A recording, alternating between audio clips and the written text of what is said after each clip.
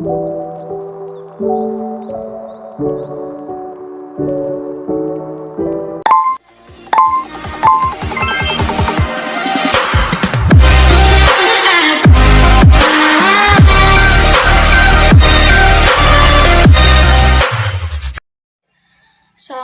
warahmatullahi wabarakatuh. Perkenalkan, nama saya Asri Nur Aisyah dengan nomor NIM 1222020037 dari kelas A Pendidikan Agama Islam.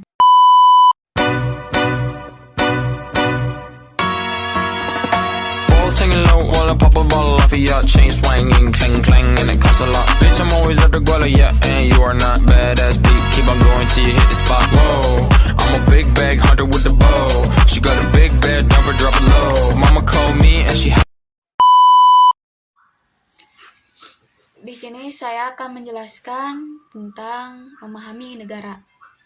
Nah, negara adalah sebuah wadah untuk masyarakat yang di dalamnya terdapat suatu kekuasaan berdaulat, wilayah pemerintahan, dan warga negara untuk mengatur hubungan-hubungan masyarakat dan sistem kekenegaraan yang kompleks secara menyeluruh.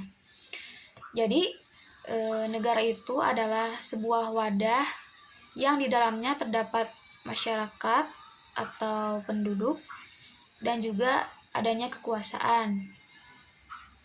Lanjut ke slide berikutnya. Ada teori asal mula negara. Yang pertama itu ketuhanan, bahwa segala sesuatu terjadi karena kehendaknya. Maka tentu teori ini didasari kuat oleh unsur-unsur kepercayaan dan keagamaan. Yang kedua itu kekuasaan. Terbentuknya negara karena adanya kekuasaan. Yang ketiga itu perjanjian. Atas dasar perjanjian yang dilakukan oleh warga masyarakat suatu wilayah. Yang keempat itu ada hukum alam. Negara terbentuk secara alamiah atau terjadi begitu saja setelah manusia berdatangan ke suatu wilayah. Yang kelima itu ada kedaulatan. Teori ini dibagi menjadi dua. Yang pertama itu terjadinya karena adanya kedaulatan hukum, dan yang kedua itu terjadi karena adanya kedaulatan negara. Dilanjut ke slide berikutnya. Ada yang keenam, sebuah penaklukan. Terbentuknya negara setelah berhasil segolongan orang menaklukkan golongan yang lain. Yang ketujuh, pemberontakan. Terjadinya pemberontakan di dalam suatu negara jajahan sehingga memunculkan negara baru yang merdeka. Yang kedelapan ada peleburan, yakni dengan meleburnya beberapa wilayah yang asalnya terpecah menjadi bersatu, membentuk sebuah negara baru. Dan yang terakhir itu pelepasan dari suatu negara, yakni terbentuknya negara baru yang semula bergabung dengan negara lain, kemudian memisahkan dirinya. Lanjut ke slide berikutnya, ada unsur-unsur negara. Seperti yang telah biasa kita simak, baik itu dalam buku pelajaran maupun dalam literatur tentang kewarganegaraan, bab negara secara umum, unsur-unsur negara ada 3. Di antaranya yang pertama ada warga, masyarakat, atau rakyat.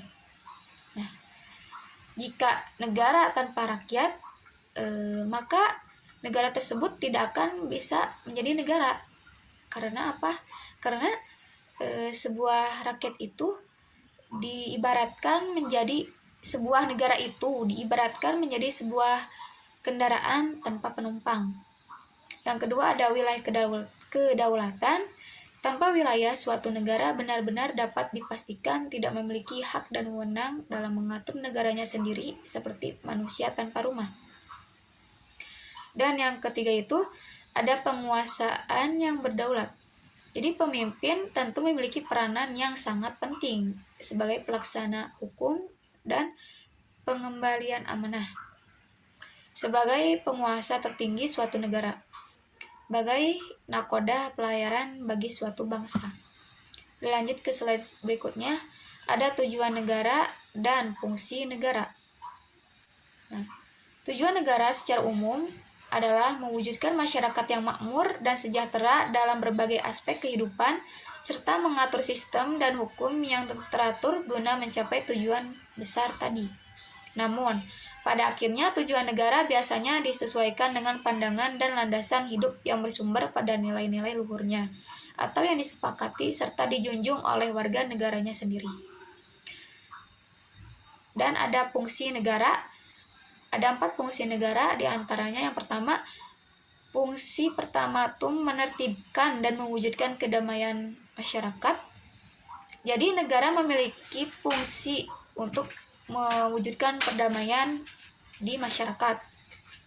Dan yang kedua ada fungsi kemakmuran dan kesejahteraan, yaitu negara memiliki fungsi untuk mensejahterakan rakyatnya. Yang ketiga itu ada fungsi pertahanan dan keamanan, di mana negara memiliki fungsi keamanan terhadap rakyatnya. Dan yang terakhir itu ada fungsi penegakan hukum dan keadilan. Lanjut ke slide berikutnya, ada hak negara. Ada beberapa hak negara terhadap warga negaranya. Yang pertama itu menciptakan peraturan dan perundang-undangan yang dapat mewujudkan ketertiban dan keamanan bagi keseluruhan rakyat. Yang kedua, melakukan monopoli terhadap sumber daya yang menguasai hajat hidup orang banyak. Dan yang ketiga, memaksa setiap warga negaranya untuk taat dan patuh pada hukum yang berlaku. Lanjut ke slide berikutnya, ada kewajiban negara. Yang pertama, melindungi dan menjamin keamanan dan ketertiban seluruh rakyatnya. Yang kedua, mencukupi dan memfasilitasi kebutuhan rakyatnya yang bersifat menyeluruh dan bukan sekedar individu. Dilanjut yang ketiga, mengikuti aturan dunia yang bersifat universal dan bermaslahat secara global. Keempat, memperhatikan kesejahteraan dan kemaslahatan seluruh rakyat negara. Yang kelima, menegakkan hukum dan keadilan secara konsisten dan menyeluruh.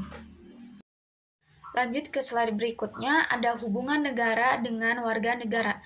Sebagai penduduk dari negara, maka warga negara memiliki hubungan atau ikatan dengan negara.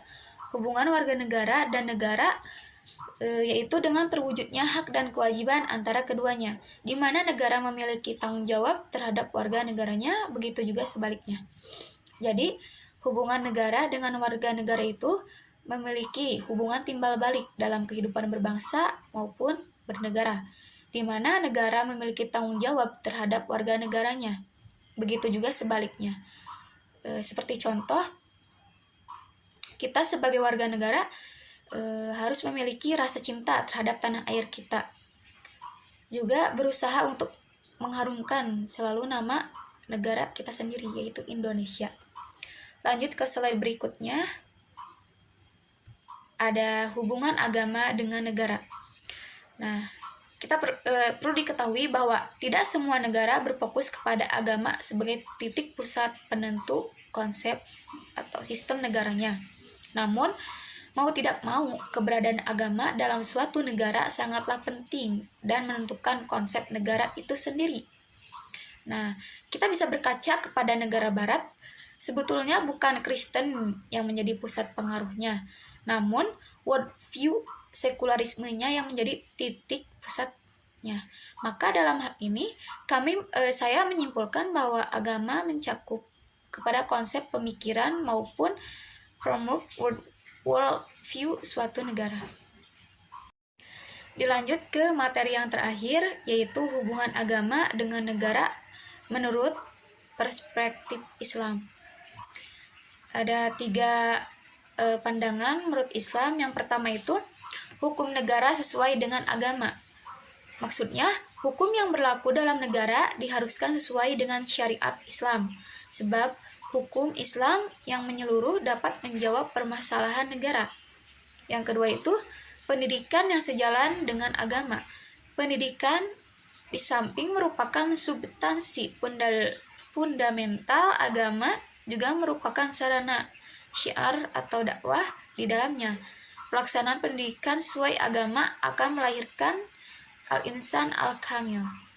Jadi maksudnya itu, pendidikan sangat berpengaruh terhadap fundamental agama negara kita.